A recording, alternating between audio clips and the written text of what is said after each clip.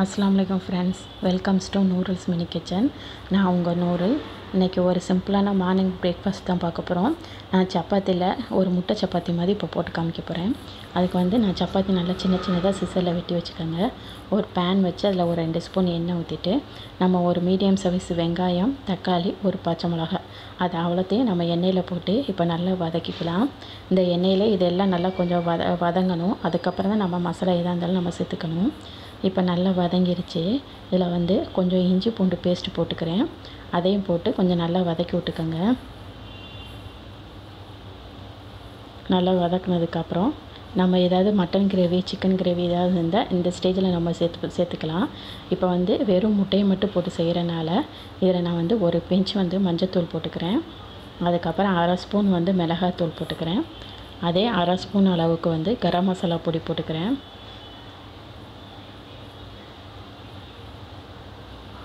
கரம் மசாலாவும் போட்டு நல்லா வதக்கி விட்ருங்க. அந்த எண்ணெயிலேயே வதக்குனதுக்கப்புறம் நம்ம பிச்சு வெட்டி வச்சுருக்கோம் இல்லையா சப்பாத்தி, அதையும் இந்த மசாலாவோடையே போட்டு நல்லா வதக்கிடணும். முட்டையை முதலே ஊற்றக்கூடாது. ஊற்றுனீங்கன்னா இந்த சப்பாத்தியில் அதில் முட்டை ஒட்டாது. தனித்தனியாக இருக்கும். முட்டை தனியாக இருக்கும், சப்பாத்தி தனியாக இருக்கும். இந்த மாதிரி நல்லா வதக்கி விட்டுட்டு இப்போ இது மேலே தான் முட்டையை உடச்சி ஊற்றணும். உடச்சி ஊற்றிட்டு நம்ம லேசாக முட்டைக்கு மட்டும் உப்பு போட்டால் போதும்.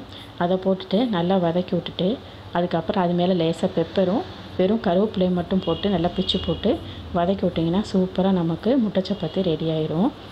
இது சிம்பிளான பிரேக்ஃபாஸ்ட்டு தான். இந்த வீடியோ பிடிச்சிருந்தா லைக் பண்ணுங்கள், ஷேர் பண்ணுங்கள். மறக்காமல் நூரல்ஸ் மினி கிச்சனை சப்ஸ்கிரைப் பண்ணுங்கள். நான் உங்களை நெக்ஸ்ட் வீடியோவில் மீட் பண்ணுறேன்.